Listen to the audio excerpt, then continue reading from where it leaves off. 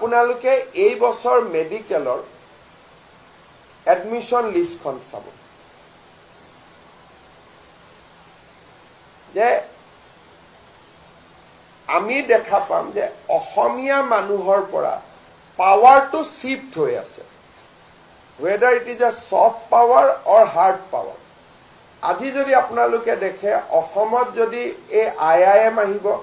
500 কোটি টকাৰ কাম হ'ব এই কামত কন্ট্ৰাক্টৰ জনহে অসমীয়া হ'ব ধৰি ললো বাকি গুটেই নিৰ্মাণ শ্ৰমিকৰ এজনো খিলঞ্জিয়া অসমীয়া নাথাকে তাৰ মানে ইকনমি ইজ চেঞ্জিং ফাষ্ট যদি অসমত আজি ব্ৰহ্মপুত্ৰৰ ওপৰত এখন ব্ৰিজ হৈছে the entire labour component is shifting মেডিকেলত যদি ৰিজাল্ট চাই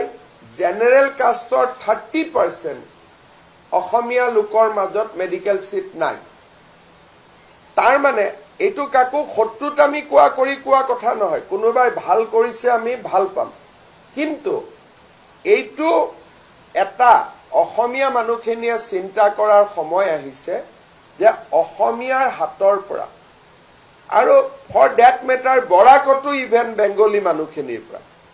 the power is shifting whether it is a soft power or hard power and এনেকুৱা যদি হৈ থাকে এদিন অসমত অসমীয়া মানুহখিনি will be completely loser হেকানে মই কাকো কাজিয়া কৰিব কোৱা নাই মই পঢ়িব কৈছো মই শ্ৰমৰ প্ৰতি আগবাঢ়ি যাব কৈছো কালি মই সতিয়াত ভাষণ দিওতে কাকো কাজিয়া কৰিব কোৱা নাই যে ধাক্কা মাৰক মই কৈছো ভাল কৰি পঢ়ক মানৱ সম্পদ এটা নিৰ্মাণ কৰক মাটি বাৰী উচ্ছেদ ই এটা কম্পোনেন্ট আৰু এটা কম্পোনেন্ট হৈছে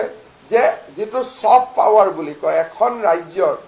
যেটো মেজৰিটি কমিউনিটি তেওঁলোকৰ হাতত সফট পাৱাৰটো থাকে কৰ্ণাটকৰ soft power is with the Canadian people Kannada people মহাৰাষ্ট্ৰত soft power is with the Marathi people বেংগলত soft power is with the Bengali people গুজৰাটত soft power is with the Gujarati people but অসমত দা মোষ্ট ক্ৰিটিক্যাল পাৰ্ট হৈছে যে soft পাৱাৰটো transfer হ'ব আৰম্ভ কৰিছে যেটো যে আমি অসমীয়া দ্যাট সফট পাৱাৰ ইজ যে অসমত মাজে মাজে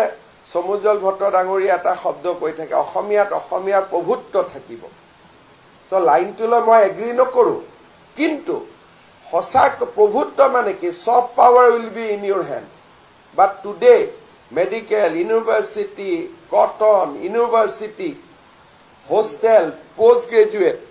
the main soft power is no longer with the people of Assam অসমীয়া মানুহৰ হাতত নাই soft power শিক্ষা সংস্কৃতি ক্ৰীড়া soft power means everything computer soft power means everything গতিকে মই কালি সতিয়াত অসমীয়া মানুহক আহ্বান জনাইছিলো যে আপোনালোকে মানৱ সম্পদটো নিৰ্মাণ কৰক নহলে কম্পিটিশনত আপোনালোক নাথাকিব আজি ধৰক এই পৰিস্থিতিটো হল তাৰ বাবে ৰাজনৈতিকভাৱে আমি পঢ়া শুনা কৰা নাইতো আমাৰ ইয়াত ৰাজনীতি কি আছে কোনোবাই ডক্টৰ পঢ়িবৰ কাৰণে 2 বছৰ মাথা মাৰি পঢ়ি আছে আমি পঢ়া নাই গতিকে ইয়াত ৰাজনীতিৰ কথাটো আহা নাই দ্যাট ওয়াজ যে এটা মানে কি বুলি কয় এটা বৌদ্ধিক আছিল কালি এটা কোনো কাৰো ওপৰত শত্ৰুতামি কৰা স্পিচ নাছিলে অসমীয়া মানুহক মই এটা কি কয় আত্মদৰ্শন কৰোৱাইছিলো যে অসমতে আমি মাটিও হেৰুৱাইছো শিক্ষাও হেৰুৱাইছো শিক্ষা যদি হেৰুৱাইছো দুদিন পিছত চাকৰিও হেৰুৱাম নিৰ্মাণ শ্ৰমিক হেৰুৱাইছো গতিকে আমি কেনেকে অসমত আমি কেনেকে অকলখৰীয়া হৈ গৈ আছো অসমীয়া মানুহখিনি কালি মই এটা অকেজনটো যেহেতু ডাঙৰ অকেজন আছিলে আৰু ইয়াত কোনো শত্ৰুতামি নাই কাৰো প্ৰতি ভেদভাৱ নাই এজন অসমীয়া হিচাপে মই মোৰ উদ্বেগৰ কথাখিনি শেয়াৰ কৰিছিলো নাই ইয়াত শিফটিং আমাৰতো অসমীয়া মানুহ বুলি ক'লে যিকোনো এখন নিৰ্মাণ শ্ৰমিকত যাওক এটাও অসমীয়া ল'ৰা নাপায়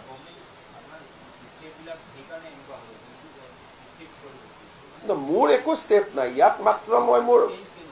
মই কি কৰিব পাৰো মই একো কৰিব নোৱাৰো মই মাত্ৰ জনাব পাৰো আপোনালোকে কথা যিখিনি ক'ব সাহস নকৰে মই কথাখিনি ৰাখিছো কিন্তু মইতো আৰু গৈ ফ্লাইঅভাৰত কাম নকৰো ইয়াত গভৰ্ণমেণ্টৰ কোনো ৰুল নাই ইয়াত গভৰ্ণমেণ্টে কি কৰিব পাৰে ইয়াত এটা